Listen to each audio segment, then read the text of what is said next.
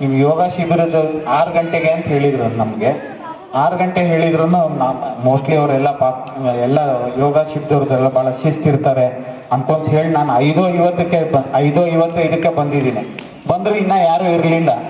ಅದಕ್ಕೆ ಈಗ ಈ ಸನ್ಮಾನನೂ ಅಷ್ಟೇ, ಸನ್ಮಾನ ಮಾಡೋಕ್ಕೆ ಈಗ ಯೋಗ ಮಾಡಕ್ಕಂತ ಹೇಳಿ ಬಂದಿರೋದ್ಮೇಲೆ ಈ ಸನ್ಮಾನನ ಸಾಮೂಹಿಕ ಮಾಡ್ರಿ ಅಂತ ಹೇಳಿದವರು ಒಬ್ಬೊಬ್ಬರಿಗೆ ಮಾಡ್ತಾ ಇವತ್ತಿಂದ ಒಂದು ದಿವಸದ್ದು ನೀವೆಲ್ಲ ಯೋಗ ಪಟ್ಟುಗಳಿಗೆ ಏನು ಮಾಡ್ತಾ ಇದ್ರಿಲ್ಲ ಅದರಲ್ಲೆಲ್ಲ ಏನೋ ಒಂದು ಸಣ್ಣ ಒಂದು ಸಾಸಿವೆ ಕಾಳಷ್ಟು ಅಷ್ಟೇ ಆಗೈತಿ ಇವತ್ತು ಎಕ್ಸಸೈಸ್ ನಿಮಗೆ.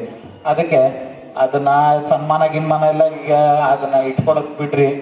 ಈ ಯೋಗ ಶಿಬಿರಕ್ಕೆ ಅಂತ ಹೇಳಿ ಬಂದಿರ್ತೀವಿ ನೀವೆಲ್ಲ, ಅದನ್ನ ನಮಗೂ ಒಂದ್ ಸ್ವಲ್ಪ ಎಲ್ಲ ಅದನ್ನ ನೋಡಿ ಒಂದ್ ಸ್ವಲ್ಪ ಮಾಡ್ಬೇಕನ್ನೋದಕ್ಕೆ ಅದು ವಯಸ್ಸು ಕಾರಣದಿಂದ ಒಂದ್ ಸ್ವಲ್ಪ ಹಿಂದೆ ಉಳಿತೀವಿ ನಾವು. ನೀವು ಯುವಕರೆಲ್ಲ ಆರೋಗ್ಯದಿಂದ ಮತ್ತೆ ದುಶ್ಚಟಗಳು ಬಿಡ್ರಿ. ಬಿಟ್ಟು ನಿಮ್ಮ ತಂದೆ ತಾಯಿಗೆ, ಅಕ್ಕ ತಂಗಿಯರಿಗೆ, ನಿಮ್ಮ ಯೋಗ ಶಿಬಿರದ ಗುರುಗಳಿಗೆ ಎಲ್ಲ ಹೆಸರು ತಗೊಂಡ್ಬರ್ರಿ. ಅದು ಚಲೋ ನಂಗೆ ಓದಿ ಒಳ್ಳೆ ಆಫೀಸರ್ಗಳಾಗ್ರಿ. ಮತ್ತೆ ನಮ್ಮ ರಾಮದುರ್ಗ ತಾಲೂಕಿಗೆ ನಿಮ್ಮ ಕೈಲಾದಷ್ಟು ಎಲ್ಲೇ ಇರ್ರಿ, ಎಷ್ಟೇ ಇದ್ರು ನಮ್ಮ ಮನೆ ಅಂತ ತಿಳ್ಕೊಂಡು ನೀವು ಎಲ್ಲೇ ಇದ್ರೂ ನಮ್ಮ ರಾಮದುರ್ಗ ತಾಲೂಕು ಅಭಿವೃದ್ಧಿ ಸಲುವಾಗಿ ನೀವೆಲ್ಲ ಇಂಥ ಯೋಗ ಶಿಬಿರ ಮತ್ತು ಆಸ್ಪತ್ರೆ ಆಯಿತು ಮತ್ತು ಬೇರೆ ಇನ್ನೊಂದು ಯಾವುದಾದ್ರು ಇದರಲ್ಲಿ ಇರ್ತಾರೆ ಅವ್ರಿಗೆಲ್ಲ ಸಹಾಯ ಮಾಡಿರಿ. ನಿಮ್ಮ ಕೈಲಾದಷ್ಟು ಸಹಾಯ ಮಾಡಿರಿ. ಅಧಿಕಾರಿಗಳು ಆಗಿರ್ತೀರಿ, ನೀವು ದೊಡ್ಡ ದೊಡ್ಡ ಹುದ್ದೆಯಲ್ಲಿ ಇರ್ತೀರಿ, ನೀವು ಈಗ ರಾಮದುರ್ಗಕ್ಕೆ ಸೇವೆ ಮಾಡಿರಿ ಅಂತ ಹೇಳಿ ಕೇಳ್ಕೊಂಡು ನನಗಿಲ್ಲಿ ಅವಕಾಶ ಮಾಡಿಕೊಟ್ಟಂತ. ಹಾಗೂ ಈಗ ಅವರು ನಮ್ಮ ಸರ್ ಹೇಳಿದರು, ಒಂದು ಹಿಂದೆ ಒಬ್ಬರು ಕೇಳಿದರು, ಇನ್ನೊಂದು ಸ್ವಲ್ಪ ಮೇಡಮ್ ನಮ್ಮ ಸ್ವಾಮಿಗಳು ಮೇಡಮ್ ಅವ್ರಿಗೆ ಎಷ್ಟು ಸರಿ ಹಾಕ್ತಿದ್ರು ಈ ಯೋಗ ಶಿಬಿರಕ್ಕೆ ಅವ್ರಿಗೆ ತೃಪ್ತಿ ಇಲ್ಲ ಅವ್ರಿಗೆ. ಅದಕ್ಕೆ ಅವ್ರು ಹೇಳ್ಯಾರ ಈಗ ಇನ್ನೊಂದು ಸ್ವಲ್ಪ ಹಾಕ್ರಿ ಅಂತ ಹೇಳಿ. ಅದು ಮುಗಿಯೋ ಮಟ್ಟ ನಮ್ಮ ಕೈಲಾದಷ್ಟು ನಮ್ಮ ದೇವ್ರ ಶಕ್ತಿ ಕೊಟ್ಟಷ್ಟು ನಾನು ಮಾಡ್ತಾನೆ ಇರ್ತೀನಿ. ನಮಗೆ ಯೋಗ ಮಾಡಕ್ ಆಗದೆ ಇದ್ರು ಮುಂದಿನ ಪೀಳಿಗೆಗಾರು ಮಾಡಕ್ ಅನುಕೂಲ ಆಗಲಿ.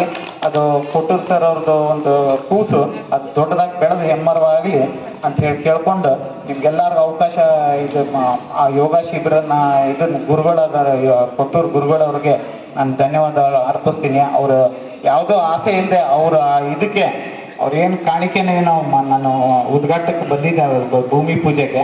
ಅವರು ಅದು ಏನೋ ಒಂದು ಅವ್ರ ಇಬ್ರು ಗಂಡ ಹೆಂಡತಿ ಸೇರಿ ಒಂದು ಕುಡುಕಿನಾಗೆ ರೊಕ್ಕ ಹಾಕ್ತಿದ್ರು. ಆ ರೊಕ್ಕ ಎಷ್ಟೈತಿ ಏನೈತಿ ಅವ್ರಿಗೂ ಗೊತ್ತಿಲ್ಲ. ಈ ಯೋಗ ಶಿಬಿರಕ್ಕೆ ಅಂತಾನೆ ಅಂತ ಹೇಳಿ ಇದು ಯೋಗ ಇದಕ್ಕೆ ಆಗಬೇಕು ಅಂತ ಹೇಳಿ ದೊಡ್ಡದೊಂದು ಬಿಂದಿಗೆನೇ ಇಟ್ಟಿದ್ರು ಅವರು. ಆ ಬಿಂದಿಗೆ ಅದು ಎಷ್ಟು ವಜೆ ಆಯ್ತೋ ಅದು ಅದ್ರ 10 ಪಟ್ಟು 100 ಪಟ್ಟಾಗಿ 1000 ಪಟ್ಟಾಗಿ ಅದು ಬೆಳೀಲಿ ಅಂತ ಹೇಳಿ ಕೇಳ್ಕೊಂಡು ನಾನು 2 ಮಾತು ಮುಗಿಸ್ತೀನಿ. ಜೈ ಹಿಂದ್. ಮಾಡಿಕೊಂಡು ಸಂಸ್ಥೆಯ ಅಧ್ಯಕ್ಷರೇ, ಕ್ಷೇತ್ರದ ಶಾಸಕರು ಸಹೋದರಾಗಿರ್ತಕ್ಕಂಥ ಪ್ರದೀಪನ ಪಟ್ಟಣ್ ಅವರೇ, ಸಿ ಬಿ ಪಾಟೀಲ್ ಅವರೇ, ಹಿರೇರೆಡ್ಡಿ ಅವರೇ, ಇಲ್ಲಿ ನೆರೆದಿರ್ತಕ್ಕಂಥ ಎಲ್ಲ ಆತ್ಮೀಯ ಸಹೋದರ ಸಹೋದರಿಯರೇ, ವೇದಿಕೆ ಮುಂದಿರ್ತಕ್ಕಂಥ ಎಲ್ಲ ಪೂಜನೀಯ ತಾಯಂದ್ರೆ, ಹಿರಿಯರೇ ಮತ್ತು ಇವತ್ತು ಗುಡ್ಡೂರು ಗುರುಜಿ ಹೇಳಿದಂಗ ದೊಡ್ಡ ದಿನ ಅನ್ನೋದಕ್ಕಿಂತಲೂ ವಿಶ್ವ ಯೋಗ ದಿನಾಚರಣೆಯ ಪ್ರಯುಕ್ತವಾಗಿ ಯಾರು ಈ ದೇಶಕ್ಕೆ ಫ್ರೆಂಚರು, ಡಚ್ಚರು, ಪೋರ್ಚುಗೀಸರು, ಇಂಗ್ಲಿಷರು ಈ ದೇಶವನ್ನ ಸಂಪೂರ್ಣವಾಗಿ ಲೂಟಿ ಮಾಡಿದರೂ ಸಹಿತ ನಮಗೆ ಯೋಗ ಅನ್ನೋದನ್ನ ಕಲಿಸಿಕೊಟ್ಟಿರಲಿಲ್ಲ. ಕಲಿಸಿಕೊಳ್ಳಾದಂಥ ಸಂದರ್ಭದಲ್ಲಿ ಅವಾಗಿನ ಹಿರಿಯರು, ಪೂಜನೀಯ ಗುರೂಜಿ ಆಗಿರ್ತಕ್ಕಂಥ ಪತಂಜಲಿ ಮಹರ್ಷಿ ಗುರೂಜಿಯವರು ಯೋಗವನ್ನ ವಿಶ್ವಕ್ಕೆ ಕೊಟ್ಟ ನಂತರ ಇದು ವಿಶ್ವವಾಗಿ ಮಾರ್ಪಟ್ಟಿರ್ತಕ್ಕಂಥ ಸಂದರ್ಭದಲ್ಲಿ ಇದು 12ನೇ ವಿಶ್ವ ಯೋಗ ದಿನಾಚರಣೆ. ದೇಶದ ಹೆಮ್ಮೆಯ ಪ್ರಧಾನಮಂತ್ರಿ ನರೇಂದ್ರ ಮೋದಿ ಅವರು ಒಳಗೊಂಡು ರಾಜ್ಯದ ಮುಖ್ಯಮಂತ್ರಿ ಆಗಿರಬಹುದು, ಇಲ್ಲಿ ದೇಶದ ನಾನಾ ರಾಜ್ಯದಲ್ಲಿ, ನಾನಾ ಜಿಲ್ಲೆಯಲ್ಲಿ, ನಾನಾ ತಾಲೂಕಲ್ಲಿ ಇವತ್ತಿನ ಯೋಗ ದಿನವನ್ನ ಆಚರಣೆ ಮಾಡ್ತಿರ್ತಕ್ಕಂಥ ಇಲ್ಲಿ ಬಹಳ ಜನ ತಾಯಂದಿರು ಮತ್ತು ಹಿರಿಯರಲ್ಲಿ ಸೇರಿರಿ. ನಾನು ನಿಮ್ಮಲ್ಲಿ ವಿನಂತಿಯಿಂದ ಕೇಳ್ಕೊಳ್ಳೋದೇನಂದ್ರ, ಮೊದಲೊಂದು ಕಾಲದೊಳಗ ಆಕಳಗಳಿದ್ವು, ಈಗೂ ಆಕಳಗಳದಾವ. ಅವತ್ತ ಆಕಳ ಮೇವು ತಿಂತಿದ್ದು, ಹೊಟ್ಟೆ ತಿಂತಿದ್ದು, ಕಣಕಿ ತಿಂತಿದ್ದು, ಹುಲ್ಲು ಮೇವನ್ನು ತಿಂತಿದ್ದು. ಅದರ ಆಹಾರ ಪದ್ಧತಿ ಬದಲಾವಣೆ ಆಗಿಲ್ಲ. ನಮ್ಮ ಮಾನವರಾಗಿರ್ತಕ್ಕಂಥ ನಾವು ಆಹಾರ ಪದಾರ್ಥನ ಬದಲಾವಣೆ ಮಾಡಬೇಕು. ಪಾನಿಪುರಿ, ಬೇಲ್ಪುರಿ, ಶಿವಪುರಿ, ಗೋಲ್ಗೊಪ್ಪ, ಆ ಗೊಪ್ಪ, ಈ ಗೊಪ್ಪ ತಿಂದು ಕಿಚಿನ ನಮ್ಮ ಶರೀರವನ್ನ ಸಂಪೂರ್ಣವಾಗಿ ನಾವು ಹಾಳು ಮಾಡ್ಕೊಡೋದು. ಅವತ್ತು ಆಕಳ ಬಿಳಿ ಹಾಲನ್ನು ಹಿಂಡಿತ್ತು, ಇವತ್ತು ಬಿಳಿ ಹಾಲನ್ನು ಹಿಂಡ್ತದ. ಅವತ್ತು ಆಕಳ ತಾಯಿ ಹಿಂಡ್ಕೊಂಡ ನಂತರ ಅದನ್ನ ಒಲಿ ಮೇಲೆ ಕಾಸಿ ಅದನ್ನು ಸ್ವಲ್ಪ ಆರಿಸಿ ಹೆಪ್ಪು ಹಾಕಿ ಅದನ್ನ ಮರುದಿವ್ಸ ಮುಂಜಾನೆ ಎದ್ದ ಕೂಡಲೇ ಮ್ಯಾಗಿನ ಕೆನೆಯನ್ನು ತೆಗೆದು ಅದನ್ನ ಕಡದ ಬೆಣ್ಣೆ ತುಪ್ಪ ಮಜ್ಜಿಗೆ ಬೇರೆ ಬೇರೆ ರೂಪದೊಳಗೆ ಮಾಡ್ತಾರೆ. ಆ ಮಾಡಿದ ನಂತರ ಬಹಳ ಜನ ಮುದ್ದು ಮಕ್ಕಳಿಗೆ ಗೊತ್ತಿಲ್ಲ, ಇವತ್ತಿನ ದಿವಸ ತಾಯಂದಿರಿಗೆ ಗೊತ್ತು. ಆ ಬೆಣ್ಣೆಯನ್ನ ಒಲಿ ಮ್ಯಾಗಿಟ್ರ ಇಡೀ ಓಣಿಗೆ ವಾಸನೆ ಬರ್ತಿತ್ತು, ಇಡೀ ಓಣಿಗೆ ವಾಸನೆ ಬರ್ತಿತ್ತು. ಇವತ್ತು ಏನಾಗೈತೆ ಅಂತಂದ್ರ ಯಾವ ಕಾಸಿರ್ತಕ್ಕಂಥ ತಾಯಿ ಆಕೆಗೆ ವಾಸನೆ ಬರೋದಿಲ್ಲ. ಯಾಕೆ ಬರೋದಿಲ್ಲ ಅಂದ್ರ ವಿಶ್ವ ಪರ್ಯಟನೆ ಇರ್ತಕ್ಕಂಥ ನಾವು ಹೇಳ್ತೀವಿ ಅಂತ, ನಾವು ದೊಡ್ಡದ ಮನಿ ಐತ್ರಿ, ನನ್ ಯಾರು ಇದ್ದಾರೆ, ನಾವು ಎಕ್ಸ್ಟೆನ್ಷನ್ ಮನಿ ಕಟ್ಕೊಂಡ್ರಿ, ನಾನು ಭಾಳ ಯಾವ್ದು ನಾನು ತೊಂದರೆ ಇಲ್ಲ ಅಂತ ನಾವು ಎಲ್ಲರೂ ಮಾತನಾಡ್ತೀವಿ. ಆದ್ರೆ ಇವತ್ತಿನ ಪರಿಸ್ಥಿತಿ ಏನಾಗೈತೆ ಅಂದ್ರೆ 62% ಮಾತ್ರ ಉತ್ತಮವಾಗಿರ್ತಕ್ಕಂಥ ಗಾಳಿ ಮತ್ತು ವಾತಾವರಣ. ಅಂತ ಗುರುಗಳು ಸಿಕ್ಕಾರ ಅಂತಂದ್ರೆ ಇವತ್ತಿನ ದಿವಸ ನಾವು ಯೋಗವನ್ನು 5 ದಿವಸ ಕೊಟ್ಟಿರ್ತಕ್ಕಂಥದ್ದು ನಾವು ಯಾರು ಮನೆಯೊಳಗೆ ಹೋಗಿ ಮರೆಯುವಂತ ಆಗ್ಬಾರ್ದು. ನಾವು ಮನೆಯೊಳಗೆ ಅಟ್ಲೀಸ್ಟ್ ಮನೆಯೊಳಗೆ ಮಾಡ್ಬೇಕು. ಈ ಕೆಟ್ಟಿರ್ತಕ್ಕಂಥ ಏನಾಯ್ತಲ್ಲ ಅದನ್ನ ನಾವು ಯೋಗದ ಮುಖಾಂತರವಾಗಿ ಶರೀರನ್ನ ಸದೃಢಗೊಳಿಸ್ಬೇಕು ಅನ್ನುವಂಥದ್ದನ್ನ ನಾನು ಇಲ್ಲಿ ಹೇಳಿಕೆ ಇಷ್ಟಪಡ್ತೇನೆ. ಅದಕ್ಕೆ ದಯವಿಟ್ಟು ಏನಂದ್ರೆ ಈಗ ಯೋಗ ಗುರು ಆಗಿರ್ತಕ್ಕಂಥ ಕೋಟೂರು ಗುರುಜಿ ಆಗಿರ್ಬೋದು, ಇಲ್ಲಿ ಪ್ರತಿಷ್ಠಾಪನಾ ಅಧ್ಯಕ್ಷ ಆಗಿರ್ಬೋದು, ಉಪಾಧ್ಯಕ್ಷ ಸಿಬ್ಬಂದಿ ಆಗಿರ್ಬೋದು, ಅವರೆಲ್ಲರ ಶ್ರಮವನ್ನು ವಹಿಸಿ ಇವತ್ತಿನ ದಿವಸ ಯೋಗ ಭವನವನ್ನು ಕಟ್ಲಿಕ್ಕೆ ಇದ್ದಾರೆ. ಅದಕ್ಕೆ ಸಾಕಷ್ಟು ಸಹಾಯ ಸೌಲಭ್ಯವನ್ನ ಎಲ್ಲರೂ ರಾಜಕಾರಣಿಗಳಾಗಿರ್ಬೋದು ಬೇರೆ ಬೇರೆ ಮುಖಾಂತರವಾಗಿ ಕೊಟ್ಟಿರ್ತಕ್ಕಂಥ ನೋಡಿದಾಗ ನಾವೆಲ್ಲರೂ ಯೋಗದನ್ನ ಅದನ್ನ ಪ್ರತಿಪಾದನೆ ಮಾಡಬೇಕು, ನಾವೆಲ್ಲ ಅನುಕರಣೆ ಮಾಡಬೇಕು. ಅದಕ್ಕೆ ದಯವಿಟ್ಟು ಎಲ್ಲರೂ ಹೇಳ್ತಾ ಇದೆ. ಈಗ ಒಂದ್ ಏನ್ ಹೇಳ್ಬೇಕಂದ್ರ ಕೋಟೂರು ಗುರುಜಿಗಳು 5 ದಿವಸ ಕೊಟ್ಟಿರ್ತಕ್ಕಂಥ ಸಂದರ್ಭದಲ್ಲಿ ಬಹಳ ಮುದ್ದು ಮಕ್ಕಳು ಬಂದು ಸಾಕಷ್ಟು ಜನ ಭಾಗವಹಿಸಿದ್ರು, ತಾಯಂದಿರು ಸಾಕಷ್ಟು ಜನ ಭಾಗವಹಿಸಿದ್ರು. ಸೀಮಿತವಾಗಿ ನಾಳೆ ಮುಂಜಾನೆ ಇಲ್ಲಿ ಕೋಟೂರು ಗುರುಜಿ ಕ್ಲಾಸ್ ಒಳಗ ಬರೀ 18ರಿಂದ 25 ಜನ ಇರ್ತೀನಿ, ಉಳ್ಕಾದ ಹೇಳುದಿಲ್ಲ. ಅದಕ್ಕೆ ಇವತ್ತಿನ 5 ದಿವಸ ನಿಮಗೆ ಕೊಟ್ಟಿರ್ತಕ್ಕಂಥ ಇದನ್ನ ನೀವು ಮನೆಯೊಳಗೆ ಮಾಡೋದ್ರ ಮುಖಾಂತರವಾಗಿ ಈ ಪ್ರಪಂಚದಲ್ಲಿ ಏನದಲ್ಲ 62% ನಾವು ಹೋಗ್ಲಾಡಿಸುವಂತ ಪರಿಸ್ಥಿತಿ ಇದಲ್ಲ. ಅದಕ್ಕೆ ಇನ್ನು ಮುಂದೆ ನೀವು ಇದನ್ನ ಮಾಡದೇ ಇದ್ರ ನಾಳೆ ಆಕ್ಸಿಜನ್ ಕಟ್ಕೊಂಡ ಬೀದಿ ಬೀದಿ ಅಡ್ಡಾಡೋ ಪರಿಸ್ಥಿತಿ ನಿರ್ಮಾಣ ಆಗ್ತದೆ. 2050 ಇಸ್ವಿಗೆ ಬೀದಿ ಬೀದಿ ಒಳಗೆ ನಾವು ಆಕ್ಸಿಜನ್ ಮಕ್ಕ ಕಟ್ಕೊಂಡು ಅಡ್ಡಾಡುವಂತ ಪರಿಸ್ಥಿತಿ ನಿರ್ಮಾಣ ಆಗ್ತದೆ. ಅದಕ್ಕೆ ಈಗ ಏನಾಗೈತೆ ಅಂದ್ರೆ ವಿಶ್ವ ಯೋಗ ದಿನಾಚರಣೆ ಅಂತ ತಿಳ್ಕೊಬಾರ್ದು. ಪ್ರತಿಯೊಂದು ರಂಗದಲ್ಲಿ ಸಹಿತ ನಾವು ಇವತ್ತಿನ ಅದನ್ನ ಅನುಕರಣೆ ಮಾಡಬೇಕು. ಅದಕ್ಕೆ ಒಂದು ಸಣ್ಣ ಕಥೆ ಹೇಳೋದ್ರ ಮುಖಾಂತರವಾಗಿ ಒಂದು ಊರೊಳಗ ಒಂದು ಜಾತ್ರೆ ನಡೆದ. ಆ ಜಾತ್ರೆ ಒಳಗ ಒಬ್ಬ ಬೀಸುಣಿಕೆ ಮಾರವ ಬಂದಾನ.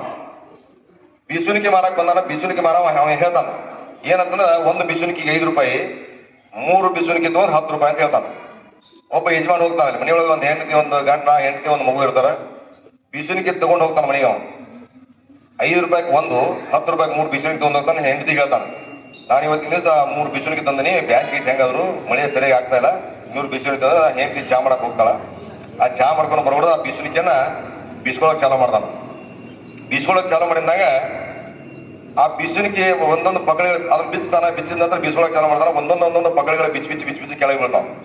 ಕೆಳಗೆ ಬಿದ್ದಕ್ಕೂ ಹೆಂಡತಿ ಚಾ ತಗೊಂಡ್ಬರ್ತಾಳು. ಏನ್ರಿ 5 ರೂಪಾಯಿಗೆ 1, 10 ರೂಪಾಯಿ 3 ಅಂತ ಬೀಸುಣಿಕೆ ತಂದಿರಿ, ಮನೆಗೆ ಹೊರಗಡೆ ಒಂದೊಂದೊಂದು ಪಕ್ಕಳಿಗಳ ಬಿಚ್ಚಿ ಹೊಂಟು, ಅದಕ್ಕೆ ನೀ ಏನು ರೊಕ್ಕ ಅಂದ್ರೆ ಏನ್ ಹೊಳ್ಳಿ ಹೋಗಿ ಕೊಟ್ಟ ನಾನು ರೊಕ್ಕ ಸುಮ್ಮ ದೇಶ ಹೆಂಡತಿ ಕಳಿಸ್ತಾನೆ. ಆ ಬೀಸುಣಿಕೆ ಅಂತ ಅವ್ ಮಾರವನಂತೆ ಮತ್ತೆ ಹೋಗ್ತಾನೆ. ಅವ್ ಬೀಸುಣಿಕೆ ಮಾರವನಂತೆ ಹೋಗಿ ಅವ್ ಹೇಳಿರ್ತಾನ ಅವ್ ಕೊಡೋತ್ನಾಗ 1 ಬೀಸುಣಿಕೆ 5 ರೂಪಾಯಿ, 3 ಬೀಸುಣಿಕೆಗೆ 10 ರೂಪಾಯಿ, 100 ವರ್ಷ ಗ್ಯಾರಂಟಿ ಅಂದಿರ್ತಾವ. 100 ವರ್ಷ ಗ್ಯಾರಂಟಿ ಕೊಟ್ಟಾನ. 1 ನಿಮಿಷ ಪಕ್ಕಳಿಗಳ ಬಿಚ್ಚೋದು. ಅದಕ್ಕೆ ಏನ್ ಮಾಡೋದಿಲ್ಲ ಅಂತ ಹೇಳಿದಾಗ ಆ ಬೀಸುಣಿಕೆ ಮಾರವನಂತೆ ಹೋಗ್ತಾನ. ಹೋದ್ಕೂಲೆ ಯಜಮಾನ ಆಗಲಿ ಬೀಸುಣಿಕೆ ಹೋಗಿದ್ದೀನಿ, 1 ಬೀಸುಣಿಕೆ 5 ರೂಪಾಯಿ, 10 ಬೀಸುಣಿಕೆಗೆ 10 ರೂಪಾಯಿಗೆ 3 ಬೀಸುಣಿಕೆ ಕೊಟ್ಟಿ ನಮ್ಮ ಮನೆಗೆ ಹೋಗಿ ಬೀಸ್ಕೊಡ್ದನ ಒಂದೊಂದು ಪಕ್ಕಳಿಗಳ ಬಿಚ್ಚೋದು. ಅದಕ್ಕೆ ಹೆಂಗಿದೆ ಅಂತ ಕೇಳಾಕತ್ತಿಲ್ಲ. ಸಾಹೇಬ್ರ ನಾ ಕೊಟ್ಟದ್ ನಿಮಗ 3 ಬೀಸುಣಿಕೆ ಕೊಟ್ಟಿನಿ, ಆದ್ರೆ ಬೀಸ್ಕೊಳಕ್ ನಿಮಗೆ ಬಂದಿಲ್ಲ. ಯಾಕೆ ಬೀಸ್ಕೊಳಕ್ ಬಂದಿಲ್ಲ ಅಂದ್ರ 100 ವರ್ಷ ಗ್ಯಾರಂಟಿ ಕೊಟ್ಟ ನಾವು ನೋಡ್ರಿ ನೀವು ಅಂತ ನಾವು ಇಲ್ಲಪ್ಪ ನೀ ಹೇಳಿದ್ರು ನಾವು ತಗೊಂಡೋಗಿ ನಾನು. ಅದಕ್ಕೆ ಬೀಸುಣಿಕೆಯನ್ನ ಬಿಚ್ಚ್ರಿ, ಹಿಂಗ್ ಹಿಡೀರಿ, ಹಿಂಗ ಗೋನ್ ಅಳಿಗಾಡಿಸಿ 100 ವರ್ಷ ಗ್ಯಾರಂಟಿ ಅಂತ. ಅಂದ್ರ ನಾ ಇದನ್ನ ಯಾಕೆ ಹೇಳಿನಿ ಅಂದ್ರ ಇದು ಬೀಸುಣಿಕೆ ಮುಖಾಂತರವಾಗಿ ನೀವು ಇಲ್ಲಿ ಕಲ್ತಿರೋದನ್ನ ಮನೆಗೆ ಹೋಗ್ಬಿಡೋದು ಮರತ್ರ ಅಂದ್ರೆ ಆ ಗುರುಜಿಗೆ ಬೆಲೆ ಸಿಗ್ಲಾರ್ದಂಗ ಆಗ್ತದೆ. ಅದಕ್ಕೆ ಒಂದು ಕತ್ತೀರಿ ನಾನು. ಆ ಗುರುಜಿ ಕೊಟ್ಟಿರ್ತಕ್ಕಂಥ ಒಂದು ಫ್ರೀಯಾಗಿ ಕೊಟ್ಟಿರ್ತಕ್ಕಂಥ ನಮಗೆ ಏನಪ್ಪಾ ಅಂದ್ರೆ ಇವತ್ತ ನಾವು ಎಲ್ಲರೂ ಇವತ್ತು ದಿವಸ ಫ್ರೀಯಾಗಿ ಕೊಟ್ಟಿರ್ತಕ್ಕಂಥದನ್ನ ನಾವು ಆಲಸ್ಯವಾಗಿ ಮಡಿತೀವಿ. ರೊಕ್ಕ ಕೊಟ್ಟಿದ್ದನ್ನ ಬಹಳ ಜೋಪಾನ ಇಡೋತೀವಿ. ಮೊನ್ನೆ ನಮ್ಮ ಇದ್ರದ ಔಷಧ ಕೊಟ್ಟಾರ. ಒಬ್ಬೊಬ್ಬರು ಮನೆಯೊಳಗೆ ಹೋಗಿಟ್ಟಾರ. ಅದನ್ನ ಮನೆಯೊಳಗೆ ಹಾಕಿಟ್ರ ಅಂತ ಮುಂದಿನ ವರ್ಷ ಯೋಗ ಬರೋದ್ನಾಗ ಅದ್ರ ನೆನಪಾಗ್ತದ. ಆ ಡೇಪಿ ಮುಂದಿನ ವರ್ಷ ಬರೋ ಮುಂದೆ ನೆನಪಾಗ್ತದ. ಅದು ಆರೋಗ್ಯದಲ್ಲಿ ಏರ್ಪೇರ್ ಆಗ್ತಾವ ಅನ್ನೋದನ್ನ ನೋಡ್ಬೇಕಲ್ಲ ನಾವು ಮನೆ ಬಗ್ಗೆ. ನಾನು ಕೊಟ್ಟ ಮ್ಯಾಗ ನಾವು ಇವತ್ತು ಮರುದಿವಸದಿಂದ ಚಾಲು ಮಾಡಿಯೋದನ್ನು ಸ್ವಲ್ಪ ಆರೋಗ್ಯದಲ್ಲಿ ಏರ್ಪೇರ್ ಆಗ್ತದೆ ಅನ್ನೋದನ್ನ ಇನ್ನೊಂದು 2 ದಿವಸಕ್ಕೆ ಗೊತ್ತಾಗ್ತದೆ. ಅದಕ್ಕೆ ದಯವಿಟ್ಟು ಅದನ್ನ ನೀವು ಅದನ್ನ ತೆಗೆದುಕೊಳ್ಬೇಕು. ಜೊತೆಗೆ ಅದ್ರ ಆಯ್ತಂತಂದ ಮ್ಯಾಗ ನಮ್ದಿಲ್ಲಿ ನೇಕಾರ್ಪೇಟೆ ಒಳಗೆ ಅದು ಆಸ್ಪತ್ರೆ ಅದ. ಅಲ್ಲಿ ಹೋಗಿ ತಗೊಂಡ್ರು ಸಹಿತ ಫ್ರೀಯಾಗಿ ಕೊಡ್ತಾರ ಆ ಮನೆಯೊಳಗೆ ಆತಂತಂದ್ರ ಅಲ್ಲಿ ಆಗೈತೆ ಡೆಬ್ಬಿ ಅಂತಂದ್ರೆ ನೀವು ಹೇಳಿದಂತ ಅವ್ರು ಫ್ರೀಯಾಗಿ ಮತ್ತೆ ತಲುಪಿಸುವಂತ ವ್ಯವಸ್ಥೆ ಮಾಡ್ತಾರ. ಅದಕ್ಕೆ ದಯವಿಟ್ಟು ಆರೋಗ್ಯದ ಬಗ್ಗೆ ಲಕ್ಷಣವನ್ನು ವಹಿಸಿ ಬರುವಂತ ದಿನಮಾನಗಳಲ್ಲಿ ಆಕ್ಸಿಜನ್ ನಮಗೆ ಬೇಕಾಗಿರ್ತಕ್ಕಂಥ ಆಕ್ಸಿಜನ್ ಯೋಗದಿಂದ ತೆಗೆದುಕೊಳ್ಳುವಂತ ಒಂದು ವ್ಯವಸ್ಥೆ ಆಗ್ಬೇಕು ಅನ್ನುವಂಥದ್ದನ್ನ ಜೊತೆಗೆ ಇವತ್ತು ಕರೆಸಿ ಮಾತನಾಡೋ ಅವಕಾಶ ಮಾಡಿಕೊಟ್ಟಿರ್ತಕ್ಕಂಥ ಯೋಗ ಪ್ರತಿಷ್ಠಾನದ ಎಲ್ಲ ಗೌರವಾನ್ವಿತ ಸದಸ್ಯರಿಗೂ ಅಭಿನಂದಿಸುತ್ತಾ ಇನ್ನು ನಾನು ಮಾತು ಮುಗಿಸ್ತೀನಿ. ಜೈ ಜೈ ಕರ್ನಾಟಕ. ಸದುಪಯೋಗಗಳ ಬಗ್ಗೆ ಈ ಒಂದು ಸ್ಲೋಗನ್ ಐತಿ. ಯೋಗ ಮಾಡುವುದರಿಂದ ಮಾನವನ ಪ್ರತಿ ದೇಶದಲ್ಲಿನೂ ಅಂತ ವಯಸ್ಕರನಿದ್ರೂ ಅವನು ಮಾನಸಿಕವಾಗಿ ದೈಹಿಕವಾಗಿ ಸದೃಢವಾಗಿ ಇರ್ತಾನೆ ಅನ್ನುವಂಥ ಒಂದು ಮಹತ್ವವನ್ನ ಎಲ್ಲರಿಗೂ ಅರಿವು ಮೂಡಿಸುವ ಸಲುವಾಗಿ ಸ್ಲೋಗನ್ ಅನ್ನ ಯೋಗ ಫಾರ್ ಹೆಲ್ದಿ ಏಜಿಂಗ್ ಅನ್ನುವಂಥ ಒಂದು ಸ್ಲೋಗನ್ ಈ ವರ್ಷ ಮಾಡಿದ್ದಾರೆ. ಇಲ್ಲಿ ರಾಮದುರ್ಗದಲ್ಲಿ ಯೋಗಕ್ಕೆ ಕೊಡುವಂತ ನಾನು ಸುಮಾರು ಎಲ್ಲ ತಾಲೂಕುಗಳನ್ನ ತಿರುಗಾಡ್ತಾ ಇರ್ತೀನಿ. ಇಲ್ಲಿ ಅಂತ ಒಂದು ಇಂಟ್ರೆಸ್ಟ್ ಅಭಿರುಚಿ ಯೋಗದ ಮಹತ್ವವನ್ನು ಅರಿತುಕೊಂಡ ಬೇರೆ ತಾಲೂಕು ನಮ್ಮ ಜಿಲ್ಲೆಯಲ್ಲಿ ಅದು ಇಲ್ಲ ಅನ್ನಿಸ್ತದೆ. ಅದು ನಿಮ್ಮ ಭಾಗ್ಯ. ಇಂಥ ಒಬ್ಬ ಕೋಟೂರು ಗುರುಗಳಂತವರು ಇಲ್ಲಿ ಸಿಕ್ಕದ್ದು ಅವರು ತಾಲೂಕಿನವರು. ಅವ್ರ ತಾಲೂಕಿನಾಗ ಇಂಥದ್ದೊಂದು ಯೋಗದ ಮಹತ್ವವನ್ನ ಅಷ್ಟು ತಿಳ್ಕೊಂಡವ್ರು ಇರ್ಲಿಕ್ಕೆಲ್ಲ ನಮ್ಮ ರಾಮದುರ್ಗ ತಾಲೂಕಿಗೆ ಅವರು ಒಂದು ಮಹತ್ವದ ಕೊಡುಗೆಯನ್ನು ಕೊಟ್ಟಿದ್ದಾರೆ. ಅವರ ಒಂದು ಈ ಏನು ಯೋಗ ಕಲಿಸ್ತಾರೆ ಎಲ್ಲ ಮಕ್ಕಳು ಇವತ್ತಿನ ಯುವಕರು ಆ ಯೋಗವನ್ನು ತಮ್ಮ ಜೀವನದಲ್ಲಿ ಅಳವಡಿಸಿಕೊಂಡ ತಮ್ಮ ಮಾನಸಿಕವಾದ ಆರೋಗ್ಯ ದೈಹಿಕವಾಗಿ ಸಾಮರ್ಥ್ಯವನ್ನು ಪಡೆದ ಈ ದೇಶದ ಒಂದು ಒಳ್ಳೆಯ ಪ್ರಜೆಯಾಗಿ ಬೆಳೀಲಿ. ಮತ್ತು ಇವತ್ತಿನ ಕಾರ್ಯಕ್ರಮದಲ್ಲಿ ಉದ್ಘಾಟನೆ ಆಗಮಿಸಿದ ಪ್ರದೀಪ್ ಅಣ್ಣ ಪಟ್ಟಣ್ ಅವರು ಯೋಗ ಭವನಕ್ಕೆ ಸಾಕಷ್ಟು ಸಹಾಯ ಸಹಕಾರ ಕೊಟ್ಟಿದ್ದಾರೆ. ಇವತ್ತು ಧನಲಕ್ಷ್ಮಿ ಸಕ್ಕರೆ ಸಹಕಾರಿ ನಿರ್ದೇಶಕರು ಮಲ್ಲಣ್ಣ ಯಾದವ್ ಅವರು ಕೂಡ ಸಾಕಷ್ಟು ಸಹಾಯ ಹಸ್ತವನ್ನು ಮಾಡಿದ್ದಾರೆ. ಎಲ್ಲರೂ ಸೇರಿ ಒಂದು ಒಳ್ಳೆಯ ಯೋಗ ಭವನವನ್ನು ನಿರ್ಮಾಣ ಮಾಡಿ ಇತಿಹಾಸವನ್ನು ಸೃಷ್ಟಿಸೋಣ ಅಂತ ಹೇಳಿ ಇನ್ನೊಮ್ಮೆ ಎಲ್ಲರಿಗೂ ನಮಸ್ಕರಿಸುತ್ತಾ ಎರಡು ಮಾತು ಮುಗಿಸ್ತೇನೆ. ಮತ್ತೊಮ್ಮೆ ಇನ್ನೊಂದು ವಿಷಯ ವಿನಂತಿ ಏನಂದ್ರೆ, ವರ್ಷದಲ್ಲಿ ನೀವು ದಿನಾಲೂ ಈ ಮೈದಾನದಲ್ಲೇನೆ ಯೋಗ ಮಾಡ್ತೀರಿ. ಒಂದು 4 ರಿಂದ 5 ದಿವಸ ನಮ್ಮ ಅರಣ್ಯದಾಗ ಬಂದ ಯೋಗ ಮಾಡಿದ್ರೆ ಇನ್ನೂ ಹೆಚ್ಚಿನ ಮಹತ್ವ ಸಿಗ್ತತಿ. ಅಲ್ಲಿ ಏನು ಬೇಕಾ ವ್ಯವಸ್ಥೆಯನ್ನ ನಾನು ನಿಮಗೆಲ್ಲ ಹೋಗಿ ಬರೋ ಗಾಡಿ ಕೈ ಹಿಡ್ಕೊಂಡು ಮಾಡ್ತೇನೆ ಅನ್ನುವಂಥ ಮಾತನ್ನ ಹೇಳ್ತೀನಿ. ಅದೊಂದು ವರ್ಷದಲ್ಲಿ ಒಂದು 4-5 ದಿನ ನಿಮಗೂ ಚೇಂಜ್ ಅನಿಸ್ತತಿ ಅನ್ನುವಂಥ ಭಾವನೆಯನ್ನು ವ್ಯಕ್ತಪಡಿಸುತ್ತಾ ನನ್ನ ಮಾತು ಮುಗಿಸ್ತೇನೆ. ಜೈ ಹಿಂದ್. ಅಧ್ಯಕ್ಷತೆ ವಹಿಸಿರುವ ಈ ಟ್ರಸ್ಟ್ ಅಧ್ಯಕ್ಷರಾದ ಸಂಕನಗೌಡ್ರೆ ಹಾಗೂ ವೇದಿಕೆ ಮೇಲೆ ಆಸೀನರಾದ ಎಲ್ಲ ಗಣ್ಯಮಾನ್ಯರೇ ಹಾಗೂ ಈ ಕಾರ್ಯಕ್ರಮದಲ್ಲಿ ಭಾಗವಹಿಸಿರುವ ಶಿಬಿರಾರ್ಥಿಗಳೇ ಹಾಗೂ ಎಲ್ಲ ನಾಗರಿಕರಿಗೆ ನನ್ನ ಮೊದಲ ನಮಸ್ಕಾರಗಳು. ಇವತ್ತು ಈ ಒಂದು ಕಾರ್ಯಕ್ರಮ ಅದ್ಭುತ ಕಾರ್ಯಕ್ರಮ. ಸರ್ಕಾರ ಇಂಥ ಕಾರ್ಯಕ್ರಮಗಳಿಗೆ ಬೆಂಬಲ ಕೊಡಬೇಕು. ಇಂಥ ಯೋಗ ಭವನವನ್ನು ಕಟ್ಸೋಕೆ ಸರ್ಕಾರದ ನೆರವು ಕೊಡಬೇಕು. ಇವತ್ತು ಸರ್ಕಾರಗಳು ದುಡ್ಡು ಗಳಿಸ್ಬೇಕಂತ ಬಾರ್ ತಗದಿ ಸೇರೆ ಅಂಗಡಿ ತಗದಿ ಇಂಥವು ಮಾಡಾಕತ್ತಾರ. ಅದ್ರ ಬದಲು ಯೋಗ ಭವನಗಳ ಮಾಡೋ ಅವಶ್ಯಕತೆ ಐತಿ. ಇವತ್ತ ಸರ್ ಹೇಳಿದ್ರು, ಸಿ ವಿ ಪಾಟೀಲ್ ಸರ್ ಹೇಳಿದಾಗಲೇ ಯೋಗ ಫಾರ್ ಹೆಲ್ದಿ ಏಜಿಂಗ್ ಅಂತೇಳಿ. ಅದರ ಅರ್ಥ ಏನಪ್ಪಾ ಅಂದ್ರೆ ನಾವು ವಯಸ್ಸಾಗ್ತಾ ರೋಗಗಳನ್ನು ತಗೊಂಡು ಹೋಗ್ಬಾರ್ದು. ನಾವು ಆರೋಗ್ಯಯುತವಾಗಿ ವಯಸ್ಸಾಗಬೇಕು ನಮಗೆ. ಈಗ ನಂದ ಉದಾಹರಣೆ ಕೊಡ್ತೀನಿ. ನಮ್ಗೆ 60 ವರ್ಷ ಆದ್ರೂ ಇದುವರೆಗೆ ಯಾವ ಗುಳಿಗೆ ತೊಗೊಳೋದು ನಾನು. ಯಾಕಪ್ಪ ಅಂದ್ರೆ ನಾವು ಯೋಗ ಮಾಡ್ತೀವಿ, ವಾಕಿಂಗ್ ಮಾಡ್ತೀವಿ, ಇವೆಲ್ಲ ಮಾಡೋದ್ರಿಂದ ನಮಗೆ ಇದುವರೆಗೆ ಯಾವ ಜಡ್ಡು ಬಂದಿಲ್ಲ, ಯಾವುದೋ ಒಂದು ಟ್ಯಾಬ್ಲೆಟ್ ತೊಗೊಳೋದಿಲ್ಲ ನಾವು. ಅದಕ್ಕೆ ನಾವು ಈಗ ನಾವು ಹೇಳುದಪ್ಪ ಅಂದ್ರೆ ಎಲ್ಲರೂ ಯೋಗ ಮಾಡ್ರಿ. ನಿಮ್ಮ ವಯಸ್ಸಾದ್ಮ್ಯಾಗೂ ನಿಮ್ಗೆ ಯಾವ ಗುಳಿಗೆ ತೊಗೊಳ್ಳೋ ಅವಶ್ಯಕತೆ ಬರೋದಿಲ್ಲ. ಸತ್ರೂ ಒಮ್ಮೆ ಹಾರ್ಟ್ ಅಟ್ಯಾಕ್ ಆಗಿ ಸಾಯ್ತೀರಿ. ಅಂದ್ರೆ ಅಷ್ಟು ಹೆಲ್ದಿ ಇದ್ರೆ ಮನುಷ್ಯ ಯಾರಿಗೂ ತೊಂದರೆ ಆಗೋದಿಲ್ಲ ನಾವು. ಅದಕ್ಕೆ ಆರೋಗ್ಯವಂತರಾಗಿ ನಾವು ಇರೋಣ.